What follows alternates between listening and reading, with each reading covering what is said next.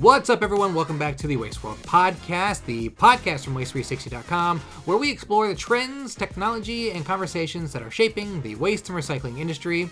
And I am your host, Gage Edwards, here with you today to talk about fleet safety and how rapidly evolving technology is changing the way waste companies think about risk, visibility, and operations. That's from AI-powered video analytics to 360-degree camera systems, to the growing push for technology consolidation on trucks, as fleets are looking for smarter ways to improve safety while also improving driver efficiency. It's a very fun conversation I have for you lined up today with my two guests. Yes, there are three of us on the podcast today. And if you're hearing this on June 9th, you're probably hearing this in the morning, right before Waste Leadership Summit kicks off. So, if you like the episode, you can tell me in person at the Waste Leadership Summit if you happen to be there. I have a panel this morning at 10 a.m. I'm forgetting the time. I don't have it in front of me. It's in the morning. It's about AI fleet safety, so we'll be talking about a little bit of this as well. So, consider this a preview. So, make sure you like the episode, like the podcast on podcasting services, share this episode with a friend, tell someone about it at Waste Leadership Summit. I better hear people talking in the halls about this episode, and leave us a review and let us know what you'd like to hear on the Waste World Podcast as we move into the summer months. I'm looking forward to some great conversations. I have some feelers out there for some really exciting guests, so we'll see who is on the show in the coming weeks. So, until then, enjoy the episode.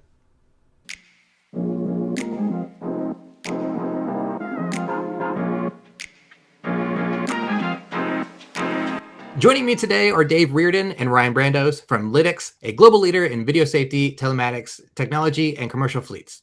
Dave serves as Chief Customer Officer, working closely with enterprise fleets on safety strategy and technology adaptation, while Ryan is Senior Director of Strategic Accounts, and where he focuses heavily on the waste industry and the growing role of AI, video analytics, and connected fleet technology. Dave, Ryan, thank you for joining me. Thank you for being on the show. I'm glad to have you here. Looking forward to it. How is the West Coast treating you both? Good. It's great. Okay. I'm actually sort of East Coast, Knoxville, Tennessee, but the company's out of San Diego. Gotcha. Perfect. Yeah, I was talking. Ryan was just on the East Coast. You're a little closer there. I know. Sometimes I like to give guests a little elbow about the weather. Just things are opening up, but I pay for the privilege to have San Diego weather full time. Yeah. So you're used to one season while I'm going through several in a week here. So yeah, that's about fair. Yeah. All right, guys, thank you for being with me again. I want to start off by kind of giving the audience an idea of what Lytx is, what you guys do. So if we can start with kind of giving an introduction of yourselves. Dave, we can start with you. Just kind of run me through what it looks like for you over at Lytx and what your end goal is. Yeah, so I'm Lytx's Chief Customer Officer. Both Ryan and I, we've been with the company a long time. I've been with the company since 2009. And for those that aren't familiar with Lytx as a company, we invented the category of video safety. Long ago, the waste industry was an early adopter of it because the claims profile was such that they discovered that knowing what was going on was really helpful, and then being able to use that information to improve driving safety habits with their teams. In that role, really, what I do is I work with our largest fleets across different industries, and really match what it is they do from an operational standpoint to what the technology can do for them.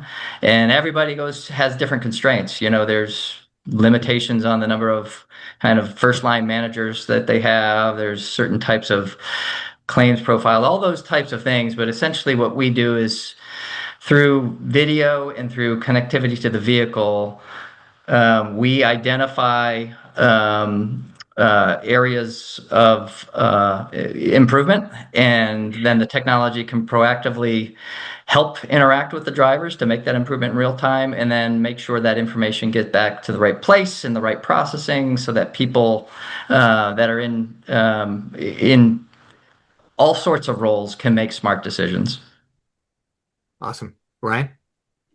I've been with Lytx since 2013. In fact, I grew up though in the waste industry, because my first job with Lytx was I was dedicated to waste management when waste management deployed what was DriveCam at that time, back in 2013. So I actually, I've spent quite a number of hours in every line of business that waste operates, and so I have a very special affinity for the waste industry, since that's where I grew up in this safety space, was with waste management. But I've expanded that over the years, and have been helping fleets of all different types, both with data, understanding how all of that rich data that we're producing, how can we actually turn that into insights, and telling our customers, here's what you can do prescriptively to affect X, Y, and Z thing that you're trying to fix, solve, improve, what have you. If we're talking about the waste industry's TRII scores, those are things that are usually the number one targets, and we have lots of ways to be able to address those. Over the years, I've bounced around within Lytx doing a couple different things, but almost everything has always been focused on customer outcomes and making sure that they're able to get the most out of our products and services, and also understand better about how their fleet operates day in and day out. So today I'm part of the strategic accounts group, where basically my focus is strategic consulting and making sure that all of our customers, especially in waste, can leverage all of the technologies and data that we can provide and put those into ways that they can easily make change and improve their bottom lines, and also their all overall safety metrics day in and day out. Great. Now we are entering safety month here. It's a big time for this. It's an important time for this conversation. So I guess when people hear fleet safety technology, often think about accident prevention. How much has the conversation evolved into using technology to improve overall operations and efficiency as well? Mm-hmm. It really is an exciting time to be a technologist in this space because of what it's unleashed. So it's very true. It started out as an accident prevention, driver safety improvement types of technology. Early on, the waste industry, they were one of the few that started seeing the correlations between improving safety, also equaling improvements to customer satisfaction and customer service and operational efficiency. And so even before the technology caught up, the waste industry was already thinking and communicating internally. And Ryan was a part of that with the way the conversation took place in waste management. So it's amazing what safety, the extensions beyond safety really are right now. What started out as safety in the vehicle has expanded to safety in and around the vehicle and in and around the site, because those are, operations that also have a really valuable safety component to them. So it's kind of safety beyond is one thread. And then a little bit of what you were asking for is, well, what's beyond safety as well? And so that's the other area.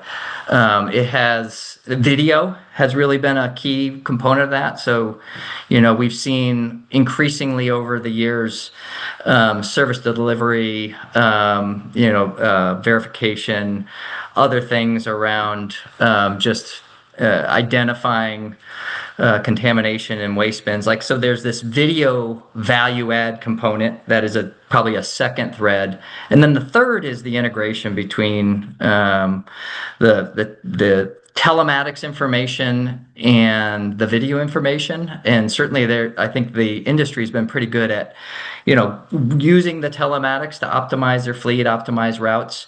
Combining the information has really sort of taken off with the advent of data lakes and AI, and service providers using those technologies on our customers' behalf. But you can sense the analogy I have is there's all these questions that we were waiting for answers, and really in the last 2-3 years, those answers became really feasible and with a ton of power behind it. Yeah, and it's also extending to workplace safety just in general. Now that they have cameras on the sides, they're able to see whether or not they have 3 points of contact getting in and out of the vehicle. And what is the behavior that drives them to not do that? Is it because they're holding 2 jumbo drinks and they're getting into the cab? The understanding the underlying reason that some of these poor safety performance or activities were happening is also part of the key to fixing them. We recently did a pilot with a waste hauler who was trying to solve the rollaway problem. Our drivers getting out of the truck without setting the parking brake. It's like everyone should be doing that. That should be habitual. Like, what causes you to forget to do that? And tying that system into our cameras was giving them that important context. What was causing them to be distracted? And they simplified their process for how a driver parks that vehicle and the number of things he has to click and push and punch to get out and start servicing a customer to try to prevent that rollaway situation from happening. So while driving behavior and collision avoidance is always still very much the biggest specter of threat out there in the world, especially in waste, the reality is we're understanding a lot more about how they operate the vehicles and figuring out ways that the process was impeding them from doing the right thing all the time or doing it safely. So all of those different contextual adds of what video can provide is giving the waste industry unparalleled insights into making sure that they're setting their drivers up for success, because sometimes they weren't and it wasn't intentional. But that's where the power of this technology can help them understand those things. I'm now thinking we should at Waste Expo next year have a truck out there where someone's holding 2 giant cups and they're trying to get into it and see like, you can't do it, can you? This is what we're looking for. Election study is always great. Yeah. Just practical discussion. Yeah, exactly. Practical demonstration. Yeah. Oh man, that sounds like a good challenge. Okay. So these waste fleets, they're generating enormous amount of video and operational data every day. How are companies getting better at turning that data into actual insights instead of just collecting it? I mean, basically working with Ryan is one good start. But go to Ryan. I mean, just again, I'll give you the top level technologist view of the themes. There are actionable insights. There are moments of truth in an organization, and those moments of truth, the technologist has to figure out what's the best way of intervening with like insight and something that can be corrected. So I think fleets have a couple of tools at their disposal. The first is kind of that interaction between the driver and the technology. If you talk to the fleets, they also will say sometimes that is almost too much going on in the cab, so it can be distracting. But as a technologist, you want to make that as understandable and as crisp as possible. And in the moment, it's got to be highly credible. So if I'm going to alert you about a fatigue, there's an explanation and expectation of when it's going to happen, and it happens, and the driver can't be confused that it's a beep. It has to tell the driver what's going on. So I think there's an aspect of technology interacting directly. Then there's the kind of more of the processing of all this data and what did we learn from it. And so again, technologists can deliver components of that directly to the operators themselves through a whole host of means, through applications, through end of day kind of trip summaries, all those sorts of stuff. And then I think a little bit of what you're asking about is like, how do corporations, the managers and the executives use the plethora of information to actually drive insights? And, that I think that has really also shifted. It's shifted from a world where there was a lot of just kind of reporting and maybe workflows that help you prioritize.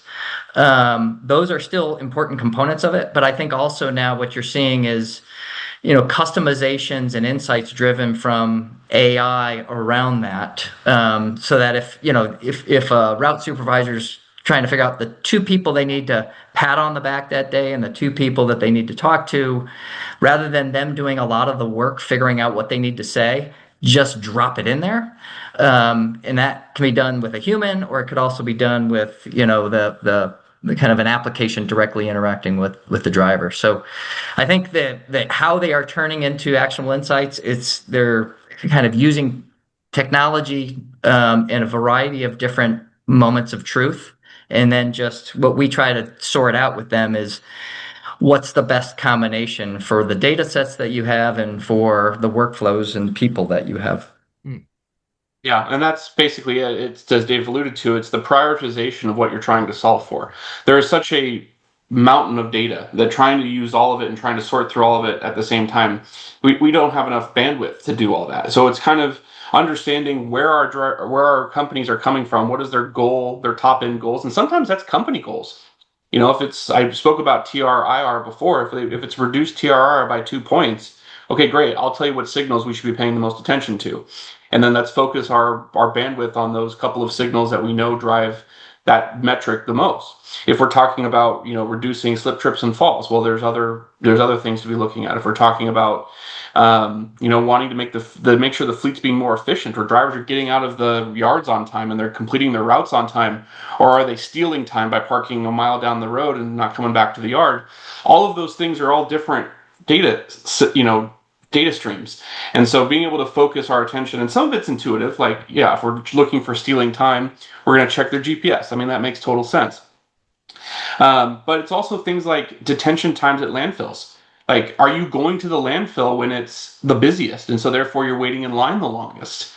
If we know that if you go at 10 a.m., it's going to be a 15-minute wait versus if you go at noon, it's going to be a 2-hour wait.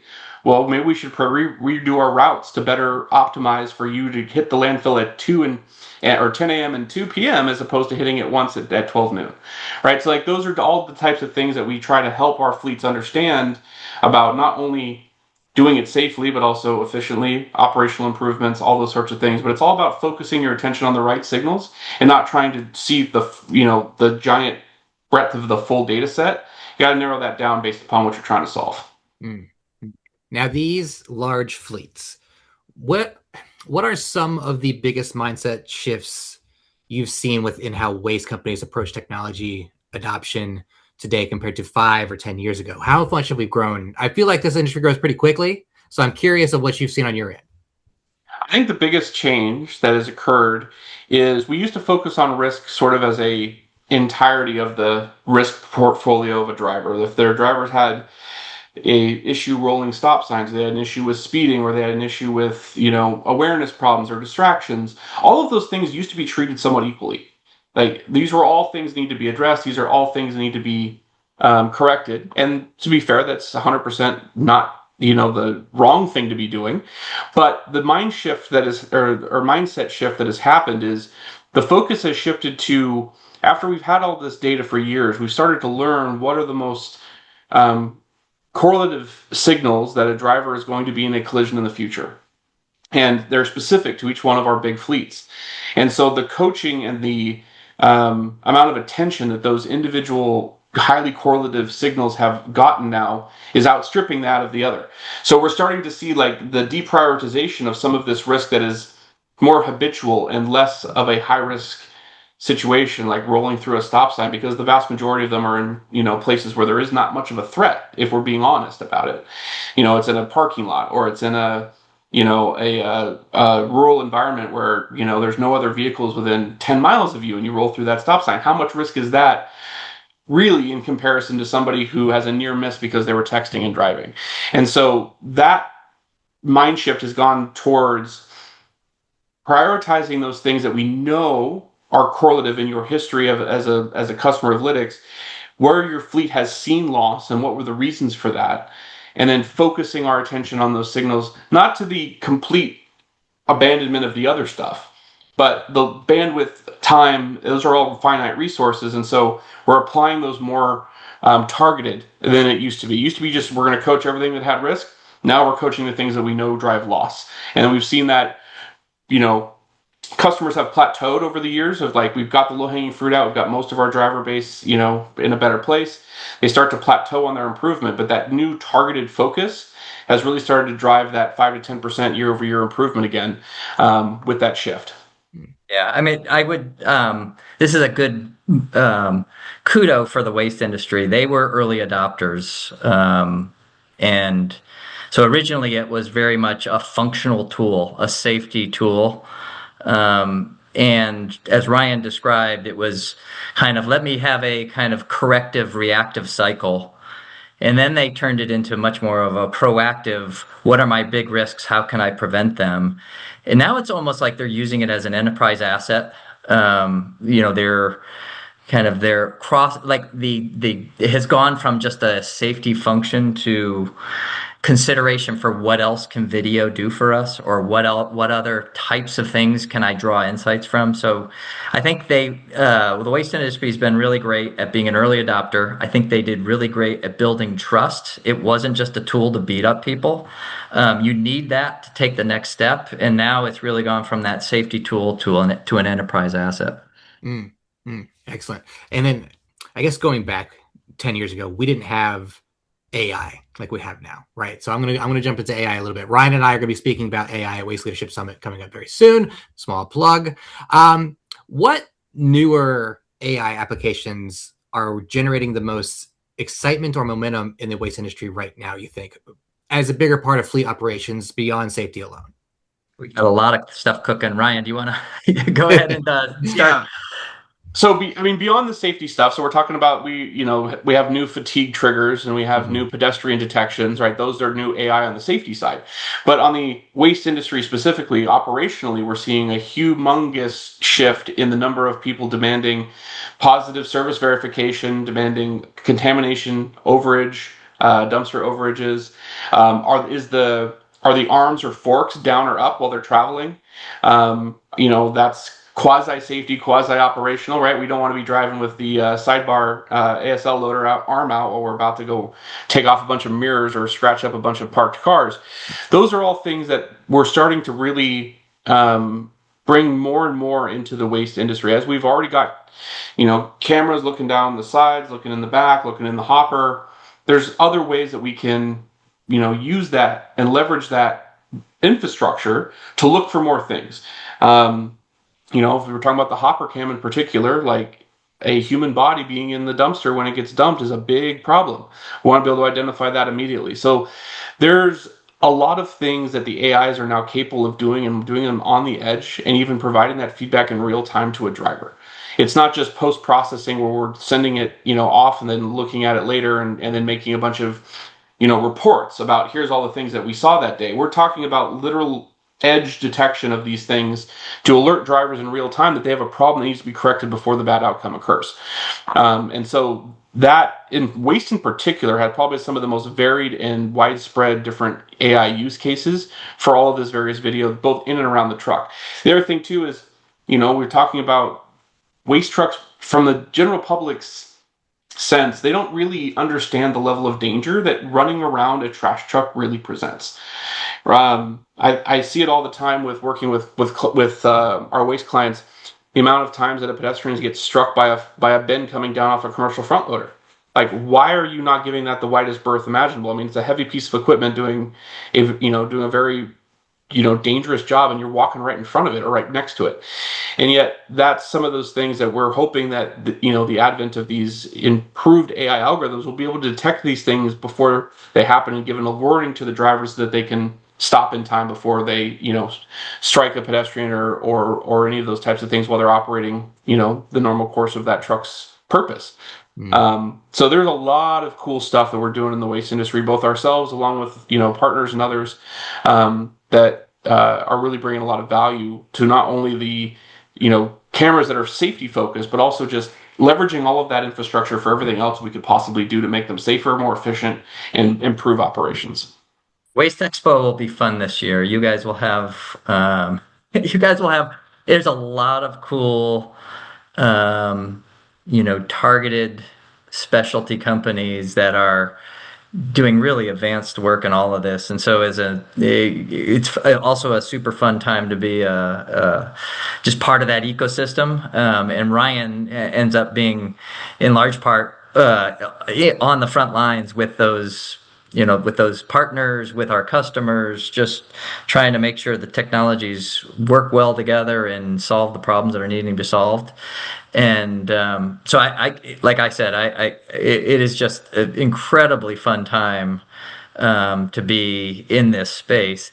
As a technologist, again, what we're trying to solve for is, if you think about all the different use cases, you can't go use the old methods to kind of grind through algorithm development. We have to think about ways to sort of allow for these very specific, vertical specialty in solutions, like if you think about the human body and the hopper, like how do you make sure you build your technology in a way that can interact with a specialty partner in a way that delivers that, full solution? Or, can you, allow customers to make specific requests or to speed up the process that has been the traditional process of AI development? So there's lots of tools there, and what you'll definitely see for Lytx over the next several years is just us increasing the capacity of being able to give those tools into our customers' hands.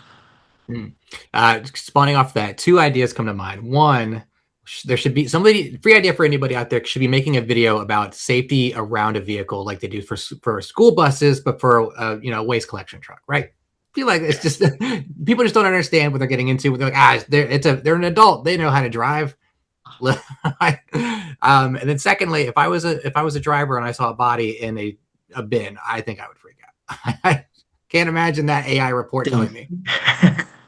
Yeah, I've been in some commercial front load routes where the driver actually knew that there was it's a proper term, unhoused person now that typically resided in that dumpster, and that's something that I would have never ever expected as a person coming into the waste industry, that was something that driver would ever have to deal with, to know that he has to knock on that one because there's high likelihood there's a person hanging out in there. Yeah. It's just wild to think about. Okay, everybody. The jobs are harder than we thought previously. For sure. All right. Let's shift gears a little bit. There seems to be a growing push of consolidating multiple technologies to a single platform. What problems are fleets trying to solve by simplifying the tech ecosystem on their trucks? Real estate. There's not enough room for all of it anymore. Fundamentally, that's the biggest issue, is that they're running out of space. They can't put more monitors on there. They can't put, more beeps, because the drivers are just hearing beeps nonstop and they can't differentiate between what they are. It's fundamentally the fact that there's so much available out there now. They're trying to consolidate it purely because they just don't have any room to add more stuff. OEMs are coming out with their own pieces of tech. And so there's more competition out there than there's ever been before in this space. And so there's tons of different vendors that are all offering various iterations of the same sort of concept. And over time, as AIs have gotten more powerful, and as the technologies have improved and the speed at which we can innovate has improved, especially with the help of AI, we're now able to sort of take what all of these different specialty systems used to do and tie them all together into a single platform that can then, with the help of partners sometimes, or the help of our development, run all of these various specialty things at the same time on one platform. And so one of the things that I've always heard is, especially waste, is I'm tired of dragging a bunch of cellular connections off the back of my truck. I've got one to do my tablet. I've got one to do my safety cameras. I've got one to do my telematics solution. I've got one to do my maintenance solution. And the question is I'm spending $10 a month on each one of those things to transmit data. Can I get them all to transmit off of one? Probably some volume savings to be had there, right? So that's one thought process.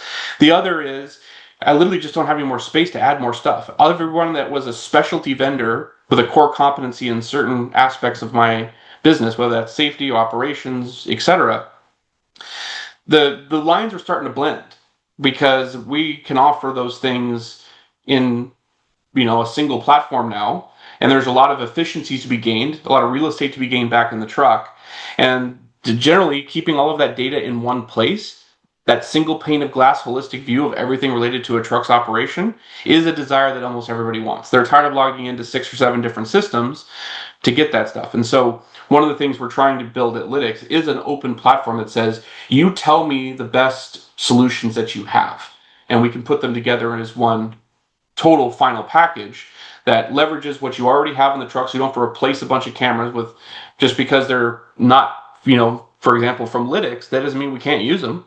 We can tie them into our existing platform, even if they came from another vendor. All of that type of stuff is both a cost savings to the fleets overall, spend per vehicle per month, but also to basically just alleviate the amount of clutter they have in the cabs, because the real estate problem is a real one. I mean, there is fans, there is monitors, there's tablet mounts, there's all this stuff, in that cab. And at some point, right, wrong, or indifferent, it does become a distraction.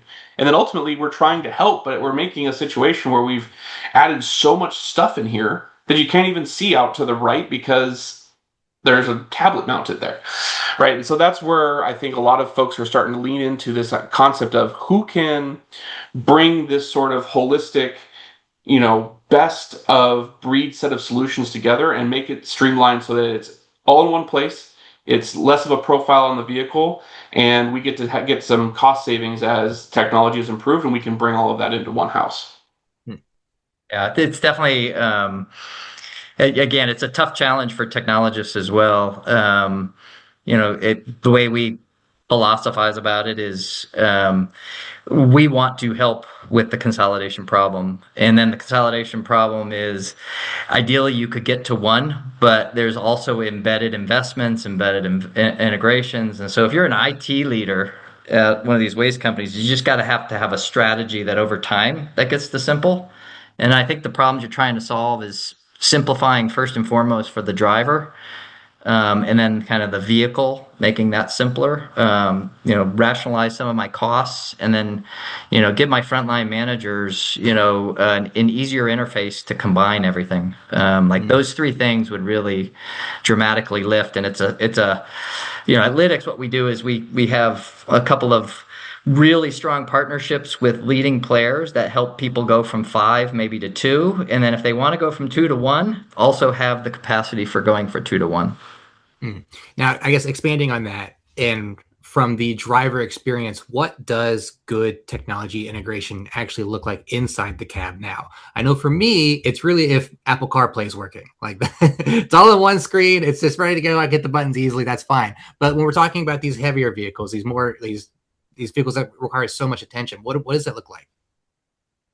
It's a little bit like Apple CarPlay working. Okay, cool. Honestly, it really is. I think it's, I think the trucking industry is a little ahead of the others in thinking through this. They still have their own, multiple things buzzing at you. But I do think it's like consolidating the interfaces to the driver.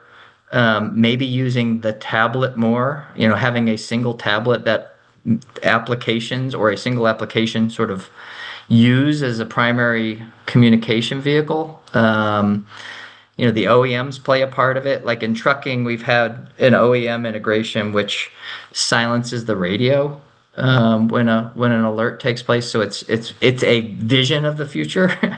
But I do think it's like the beauty of your Apple CarPlay is you get in a car and there's a display and the interface is going to deliver you the most important messages. And they may do it with voice. They may do it with, shocking you with light. And then, there may be if that's like the 101 version of it, the more advanced version of things that might wake you up could be some integrations with like seat haptics or driver driving wheel haptics. Yeah, there's a lot of things, but probably the number one piece of feedback we get is so I know what it is, right? If they get this beep or this tone that is going off and simultaneously happening with some other device beeping and toning at them, they don't necessarily know what exactly it is, and they start to tune it out. But when it's very clear spoken words, please check your seatbelt, they know it's the fact that they don't have their seatbelt on. I mean, It's very clear, and that helps, right? That helps them understand that what the technologies are doing isn't just a bunch of series of bells and whistles that they have no control over. They're in control of that piece of technology. They have some agency with it. If they do what they're supposed to be doing, that's not going to be yelling at them. And then fundamentally, it's just when they're on their pre-trip, they don't want to log into 6 or 7 different things.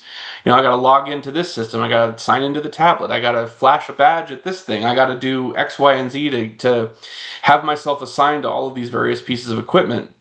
And that's where things like single sign-on, cascading that information to all these other systems through integrations and through direct connections also can help limit the amount of frustration that a driver feels that there's all this, great technology on this truck, but man, I have to do a lot of work to use it. And ideally, we want to streamline that so they can focus on what we actually need them to focus on, which is running their routes, picking up the trash, and making sure they do it safely and efficiently, right? And not have to worry about, did I do X, Y, and Z thing to make sure this piece of technology is fully functional. And I think that is also a thought that I think a lot of these waste fleets are going through right now is, we have too much stuff in there. Like the drivers are having to do so much more work just to start their day than, focusing on the most important thing, which is get home safe. Quickly going back to something that you said, Dave, steering wheel haptics, seat haptics, are some people getting shocked in these trucks trying to make sure that they're on the road safely? Very few, very few. But it is the things that you see in your passenger cars. There's usually a lag, but for some cases, it's we've been really trying to solve the fatigue problem in a lot of different industries, and for some things where it's so critical to get the attention of a driver, those haptics really do play a part. And so you see that in different countries, you see it in different markets. I don't know if there's a OEM that has it in their roadmap or not, but it's that there's a time and place for something like that. Just because I have dumb guy brain, I'm just thinking of an episode of Jackass, someone getting cattle prodded because they're like, you didn't do this thing. It's not quite that aggressive, right? Yes. Yeah. There's been for every alert we've ever created, Ryan's point's true. You got to make it a voice, but then inevitably people will say, "Can it be your wife or can it be your boss?" Because you're going to pay attention. I think. Go ahead, Ryan. I was just going to say, we've gotten those requests for those various things, and that actually, Dave reminded me of a point. One of the most effective things we ever did back in when we first started, getting drivers to accept this video technology in the cabs was one company sent home letters to all of their spouses and significant others, basically giving them a report card. They basically said, "Are you playing that with the rules that we're setting out here, that you're wearing your seatbelt, that you're stopping at stop signs?" And there was a monumental shift in behavior once their significant others got the report card. And something as simple as that, just to understand that we're all human. And this process can't be robotic. The fundamental thing that changes driver behavior is that human-to-human connection, that human coaching, and making it real. I have another customer, not in waste, but this is a great example that I love to share. They had a big summer event at their company. Each one of the sites held a company picnic. They brought all the families in. One of the events is they had all of the kids dip their hands in paint and put their handprints on the doors of all the company vehicles. Just that sort of stuff makes everything that we're doing relatable and human, and making sure that the company is putting forth the message that what we're trying to do is to save your life and to save the lives of everyone that we're in our communities and around us. It's not because we're trying to fire you or we're trying to get you in trouble. It's because these things are important and none of it is worth a drop of blood. And so I think those are some of the overarching kind of thoughts that we have as we're building these things, is to make sure that we can connect with the people who are operating these vehicles. Excellent. Well said. And thank you both. We talked about a lot of the things that I had questions of, but I think we already answered everything. So I'd like to throw it back to you guys. Anything we haven't covered so far that you'd like to bring up? Oh, good question. The silence is good on my end. It feels like we covered most things. I think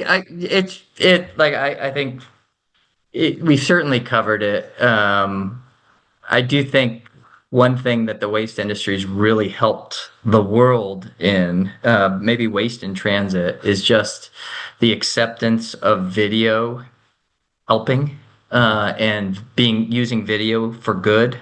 And not, to Ryan said, find a reason to criticize. And there's so much risk and waste, across not just the driving environment, but just everything you do. and that mission that it's been on has been, inspirational to us, and it's also driving a lot of innovation on things outside the vehicle. So you talked about how the shift of using technology. I can't say enough great things about Waste and how they've been a leader in video. I mean, I could just throw out a couple of fun stats that are, just I think as a data nerd, this is part of what I do is look for the patterns and whatnot. I'll do a shameless plug for our road safety report that's available on the Lytx website. You can go grab that and look at all of the stats of collisions and what we saw in 2025. But I think the number one thing I would say is just I think it's so critical and poignant for the waste industry in particular is as we've developed our fatigue solution last year and we've started rolling this out to couple 100,000 different trucks in different industries, is fatigue is showing up the most prominently in the first 2 hours of shift. And so regardless of what time of the day that is, it's that first 2 hours of shift, over 80% of our fatigues are being caught there. It's not the end, it's the beginning. People aren't ready to get into the vehicle. They're still waking up. And because waste launches so early in the morning, I think there's an even higher risk for the waste industry, just knowing that how early those folks are getting up and getting in their vehicles and going. That fatigue in that first 2 hours of shift is a pattern that we've noticed across all of our fleets. The other one is in the waste industry, the most dangerous time for fatigue driving happens to be Tuesday mornings in the fall. My hypothesis for years about that. Okay. You're all staying up too late watching Monday Night Football. And then you're going and getting in your truck and then you're launching at 4 a.m. the next morning. I can't prove that. But it's up 180% compared to any other day, Tuesdays between August and December. There's got to be a pattern there. Interesting. Yeah. I wonder what else was going on there. Yeah. It's a good excuse for Tuesday morning calisthenics, like the old, Japanese factory workers that would do calisthenics. Do your stretches and whatnot. Yeah. But just food for thought, if you do nothing else, at least hopefully those two things will, give you some things to noodle on and maybe think about better ways to help address those instances of potentially fatigue driving. Yeah. Another free idea for any waste hauler out there in a major city with a football team. If your home team has a Monday Night Football game, get them to sponsor coffee on Tuesday morning. There you go. It's a great partnership ready to happen. Awesome. All right, guys, where can people find more about Lytx? At Lytx website, lytx.com, and certainly at Waste Expo and at any real trade show. It's a good question that I wasn't prepared to answer, but we're everywhere. Got to keep you on your toes sometimes. Yeah, we have Waste Leadership coming up. This podcast might come out while that's happening, so who knows? So Ryan and I will be there at least, right? Yeah, I'll be there speaking on this basically same topic on June 9th, I think is when I'm speaking. So happy to connect with anybody there, and the Lytx website's a great way to get in contact with us, or come as a reference from one of our other waste companies that one of the things that we've always appreciated about the waste industry is safety is a non-competitive thing. Mm-hmm. All of our waste partners have graciously shared amongst themselves. They've compared best practices. They've taken advice from each other. And so one thing I love about that waste kind of camaraderie is that the safety space is non-competitive. So if you've got some of your friends out there in the different companies that are using our products today, it's another great way to learn about it. And also feel free to get in touch with the people who at Lytx who know waste. Awesome, guys. Well, thank you for joining me. It was great talking to you, and I hope to talk to you again soon. All right. Thanks so much. Been fun.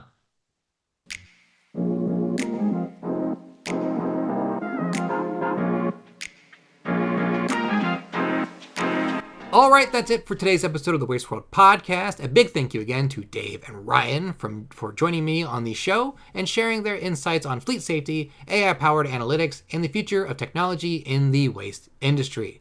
If you want to hear more about this topic and others, head to waste360.com, subscribe to our newsletter to have news delivered to you every day, and subscribe to the podcast where you can get more conversations just like this one to learn something that's going on in the industry.